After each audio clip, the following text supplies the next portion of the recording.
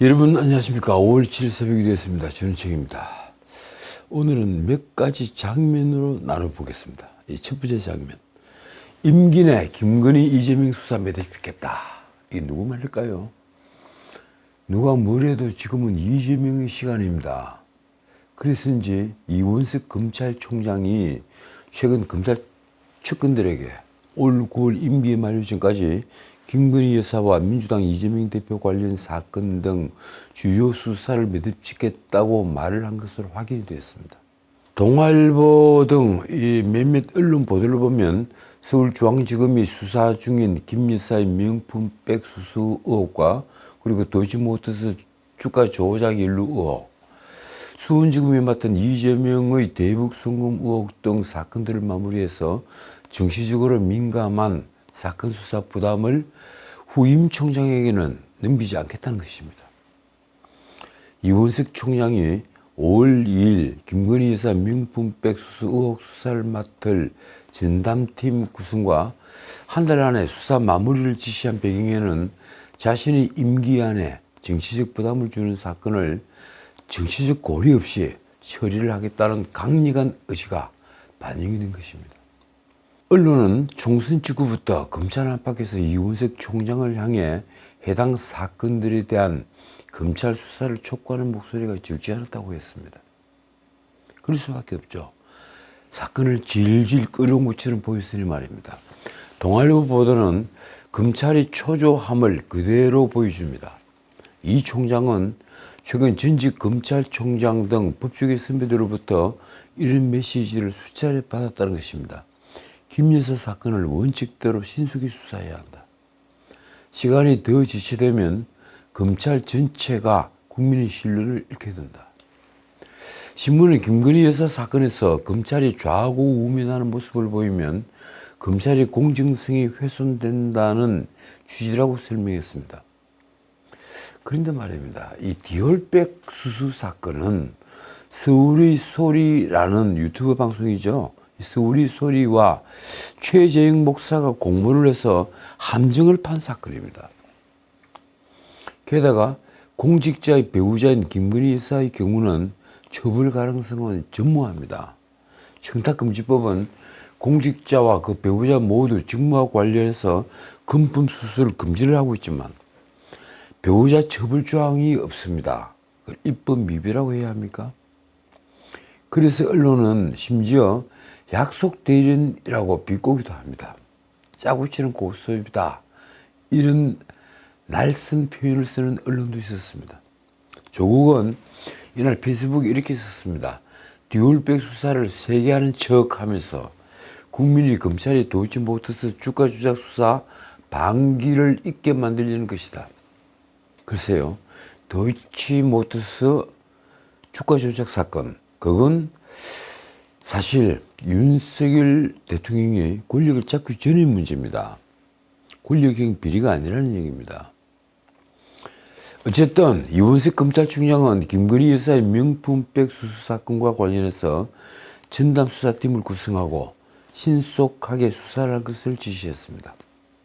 서울중앙지검은 이 사건을 맡은 형사 일부에 검사 3명을 추가 투입하는 한편 고발인인 유튜브 채널 서울의 소리 측에 9일 출석할 것을 통보를 했습니다. 앞서 서울의 소리는 김건희 여사가 지난해 9월 재미교포 최재형으로부터 300만 원 상당의 디올백을 받았다며 전달 장면이 담긴 영상을 공개했습니다. 그 석 달 뒤 12월에는 윤 대통령 부부를 대검찰청의 청탁금지법 위반 혐의로 고발했습니다. 그런데 그 300만 원짜리 디올 파우치, 그걸 누가 마련했을까요? 신문 보도를 보면 서울의 소리가 마련했다고 합니다. 이 경우를 어떻게 해석해야 합니까? 그런데 검찰은 이 사건 고발을 접수를 한 지 6개월 동안 고발인 수사도 하지 않고 질질 끌다가 전담 수사팀까지 구성하며 지금 속도를 내는 것을 우리는 어떻게 봐야 할까요? 법조계에선 당연히 특검법 전국을 의식한 것 아니냐 하는 분석이 나왔습니다. 청탁금지법상 공직자가 직무 관련성과 상관없이 같은 사람에게서 한 번에 100만 원이 넘는 금품을 받으면 처벌을 하게 되어 있죠. 그런데 공직자의 배우자에 대한 처벌 규정은 아까 제가 말씀드린 대로 없습니다. 한편 서울중앙지검 형사1부는 최재영이 가방을 전달하기 위해 김건희 여사에게 접근하는 과정이 위법했다며 주거침입 등 혐의로 고발이 된 사건도 수사하고 있습니다. 그런데 검찰이 김건희 여사의 명품 백수수 의혹에 대해 본격적인 수사에 착수를 하자 민주당이 검찰과 대통령실 사이 긴장관계가 형성되고 있는 것 아니냐, 이런 주장을 내놓았습니다. 민주당 박찬대 신임 원내대표는 6일 라디오에 나와 김 여사 세력에 대한 불만이 검찰에 있을 수 있다며 이렇게 말했습니다. 국민의힘 한동훈 전 비대위원장을 중심으로 이원석 총장, 송경호 지검장 등이 김 여사 수사로 새 과시를 하는 것 아닌가. 민정수석을 부활하는 걸 두고는 또 이렇게 쏘아붙였습니다. 대통령실이 민정수석실을 부활하는데 가족들과 친인척의 비리 등을 사전에 검토하기 위한 부분도 있겠지만 대통령이 검찰 인사를 직접 챙기겠다고 하는 의미가 아닌가 하는 생각이 든다. 박찬대는 그러면서 이렇게 덧붙였습니다. 한편으로는 또 뒷부가 아닌가. 특검 여론을 급하게 무마시킬 가능성도 상당히 크다. 제가 지지난 방송입니까? 한번 그런 얘기를 한 적이 있죠. 윤석열 대통령이 아마도 민정수석을 폐지를 한 걸 후회를 할 것이다. 그렇습니다. 이에 민정수석이 있었으면 그 민정수석을 통해서 사법부라든가 검찰을 장악하겠다는 것이 아닙니다. 적어도 지금 검찰이 무엇을 수사하고 있고 사법부가 어디에 중점을 두고 있다, 이 정도는 파악을 하고 있어야 되지 않겠습니까? 자, 민주당 박승준 원내수석 부대표는 묘한 말을 했습니다. 지금 김 여사 의혹들에 대해 수사를 해야 한다는 게 국민이 눈높이지 않느냐. 검찰이 수사를 늦게나마 한다니까 지켜보겠는데 정말 제대로 수사를 해주길 바란다. 어쨌든 민주당에서는 검찰은 어차피 윤석열 정부와 한통속이라는 의구심을 버리지 못하고 있습니다. 글쎄요, 그걸 한통속이라고 생각해야 합니까? 윤석열 대통령이 검찰 출신이지 않습니까? 민주당에서 나온 얘기가 이렇습니다. 최대한 빠르게 수사해 이달까지 마치라는 총장의 지침은 김 여사에게 붙은 의혹들이 꼬리표를 빨리 떼주려는 형식적 수사를 우려하게 한다. 영상 증거가 다 남아있는 명품백 수수 의혹을 수사하는 척하며 다른 의혹들은 얼렁뚱땅 넘기려는 것 아니냐. 글쎄요, 영상 증거라고 할 수 있을까요? 함정을 파서 함정이 빠뜨리는데 그걸 범죄라고 봐야 하는 겁니까? 자, 두 번째 장면. 이재명의 아내 김혜경은 경기도 법인카드 유용 사건으로 지금 재판을 받고 있는 게 아닙니다. 뭘 재판을 받을까요? 지금 김혜경이 재판을 받는 것은 2021년 8월 민주당 대선 후보 경선 과정에서 의원 배우자 등에게 10만 4천 원 상당의 식사를 제공한 혐의, 즉 공직선거법상 기부행위 금지 위반으로 기소가 돼서 재판을 받고 있는 겁니다. 그런데 총선에서 대승을 하고 윤석열 대통령과 영수회담을 한 뒤로 이재명은 확실히 신분 격상이 됐습니다. 야권의 지도자로 자리매김된 겁니다. 그런데 이게 모두가 궁금해하는 게 있습니다. 왜 검찰은 아직도 경기도 법인카드 유용 사건을 기소하지 않는 것인가? 공수사를 구분 못한 가장 치사한 사건인데도 여태 검찰이 기소를 하지 않은 것은 불가사의하기까지 합니다. 더 놀라운 것은요, 이런 권력형 비리를 저질렀다는 의혹을 받는 이재명을 단 한 차례도 이 사건으로는 소환 조사하지 않으며 검찰이 지금 미적거리는데도 여당인 국민의힘은 아직도 특검을 하자는 말조차 꺼내지 않는다는 사실입니다. 이 정도의 범죄가 장기간 동안 있었는데 만약에 검찰이 그 당사자인 당시의 경기도지사 이재명을 소환 조사하지 않는다면 당연히 특검을 해야 하는 것 아닙니까? 민주당은 최상병 특검을 외치고 좌파 단체가 함정을 판 김건희 여사 디올백 수술을 두고도 특검을 해야겠다고 지금 벼르고 있는데 국민의힘은 싸우는 방법을 몰랐을까요? 어쨌든 이재명, 김혜경 부부는 4일 인천 지역 어린이날 행사인 어린이 놀이 축제와 그리고 계양 아라온 행사에 참석했습니다. 김혜경은 이날 공식 일정 내내 이재명과 함께했고 지역 주민들과 사진을 찍었습니다. 이재명 대표와 다정스레 손을 잡고 걷는 모습도 연출했습니다. 이재명은 자신의 유튜브로 이날 행사를 생중계하면서 부부가 행사장에 나와본 건 대선 끝나고 처음이라고 했습니다. 2년이 훨씬 넘은 것 같다고도 했습니다. 그도 그럴 것이 김혜경은 이재명이 경기지사를 할 때 수행비서를 통해 법인카드로 소고기를 사고 과일도 사고 식사비를 결제하도록 했다는 등의 폭로가 나오자 대선 직전인 2022년 2월 사과 회견을 한 뒤에 공개 활동을 자제해 왔습니다. 지난 대선 그리고 이번 총선에서 이재명이 투표를 할 때 김혜경은 투표장에 함께 나오지 않았습니다. 이재명 혼자서 갔습니다. 앞으로 검찰은 경기도 법인카드 유용 사건을 횡령 등으로 기소할 것으로 보입니다. 이재명의 신분 상승이 있다 하더라도 범죄를 눈 감을 수는 없을 테니 말입니다. 어쨌든 192석 거대 야권의 실질적 맹주인이 검찰이 쉽게 구속영장을 청구하지는 못할지 모르겠지만 그렇더라도 이미 드러난 여러 범죄를 없는 것처럼 할 수는 없지 않겠습니까? 그런데 김혜경이 공개 행보를 보이자 당내에서는 총선 승리를 한 이재명이 사법리스크 정면 돌파에 나선 것이란 분석이 많습니다. 놀라운 것은 이재명 측에서 띄워올리고 있는 에드블룬입니다. 그 에드블룬 어떤 걸까요? 심지어 이런 말도 나왔습니다. 경기도 법인카드 유용 사건은 정치적 목적으로 무리하게 수사가 진행됐다는 점이 소명됐다고 본다.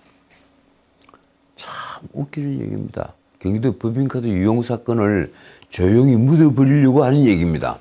정치적 목적으로 무리하게 수사를 했다. 어느 부분이 그런가요? 지금 그런 교원 영색에 넘어갈 사람이 누가 있겠습니까? 지난 2일 김혜경이 공직선거법 위반 4차 공판에 출석을 하자 지지자들은 이렇게 외쳤습니다. 김혜경은 청렴하다. 여사님 힘내세요. 경기도에서 봉급을 받는 5급 배소연이 계속 김혜경의 심부름을 했습니다.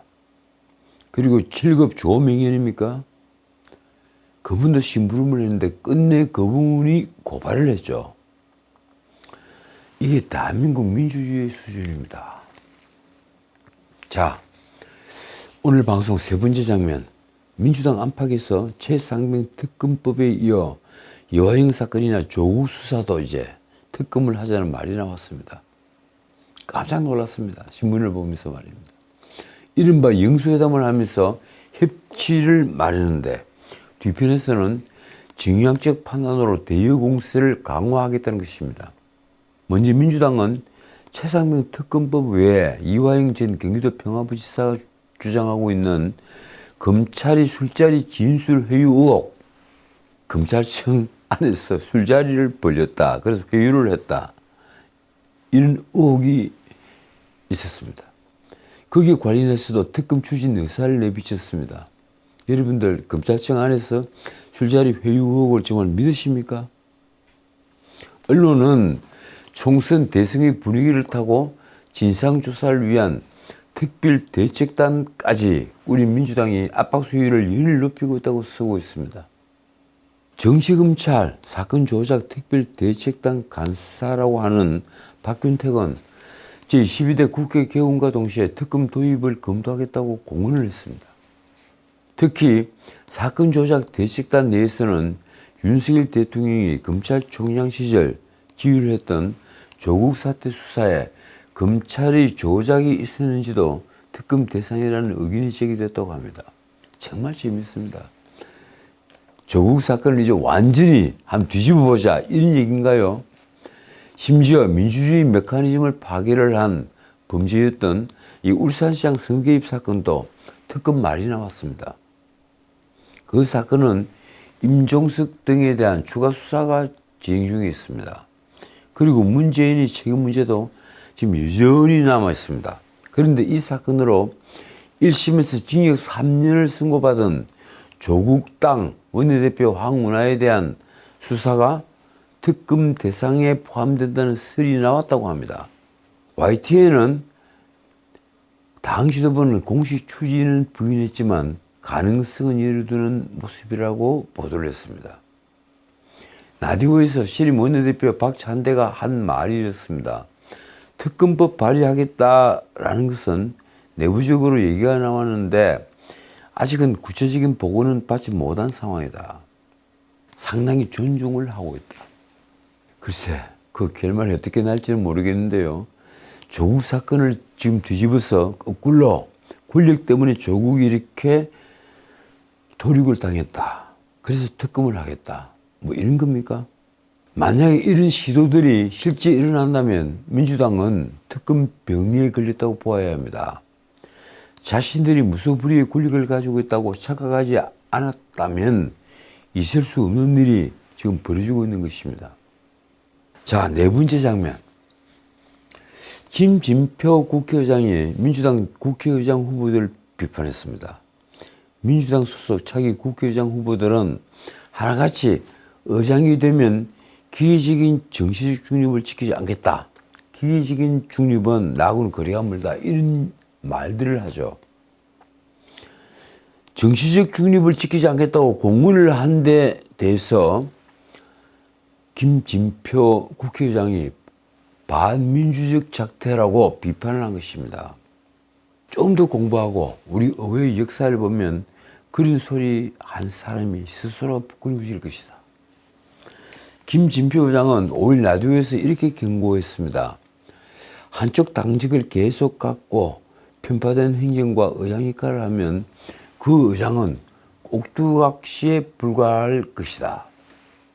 그는 2002년 정치개혁을 하면서 적어도 행정부를 견제하고 비판하고 감독하려면 국회의장은 중립을 지켜야 한다고 해서 영국 등의 예를 들어 국회의장이 당직을 가지 않도록 한 것이라고 설명을 했습니다. 김진표 의장이 말이 이렇습니다. 그나마 당직이 없으니까 또 법상 중립의 의무를 부여하니까 그래도 조직 얘기 생기고 양쪽 얘기를 들어보고 또 여러 가지 현안별로 의회의 모든 기구를 통해 그런 노력을 할 수 있다. 원내일당 의원 중에 선출되는 국회의장은 국회법 제20조 2에 따라 당직을 가질 수가 없고 상임위원회에서 투표를 할 수가 없습니다. 정치적 중립을 지키며 의회주의를 실천하라는 취지였습니다. 그러나 민주당 소속 차기 국회의장 후보들은 하나같이 연일 기계적 중립은 없다면서 국회의장의 정치적 중립 의무를 위협하는 발언을 쏟아내고 있습니다. 추미애는 국회의장은 좌파도 우파도 아니지만 그렇다고 중립도 아니다 이렇게 얘기를 했습니다. 그리고 친명계 좌장이라는 정승호는 기계적 중립만 지켜서는 아무것도 할 수 없다. 민주당 출신으로서 다음 선거에서의 승리 등에 대해 보이지 않게 깔아줘야 할 것이라고 말했습니다. 조정식은 다수당이라며 총선 민심을 반영하는 국회의장이 돼야 한다고 얘기를 했습니다. 자, 오늘 여기까지입니다. 이 윤석열 대통령은 오는 9일 취임 2주년을 맞아 기자회견을 가집니다. 김수경 대변인은 기자회견에 앞서 집무실에서 먼저 영상을 통해 지난 2년 국정 운영 기조와 정책 상황을 설명해 드리고 앞으로 3년 국정 운영의 계획을 말씀드릴 것이라고 말했습니다. 윤 대통령은 이후 브리핑룸으로 이동을 해서 기자회견을 통해 질의응답을 시작합니다. 대통령실 관계자는 이날 대통령께서 언론과 접점을 넓힌다고 했고, 국민이 알고 싶어하는 부분, 오해하는 부분에 대해 직접 소상히 설명하고자 하는 취지라고 기자회견 배경을 설명했습니다. 과연 윤 대통령은 기자회견에서 얼마나 공감대를 넓혀갈까요? 윤석열의 진짜 승부는 이제 시작됐습니다. 지금까지 전식이었습니다.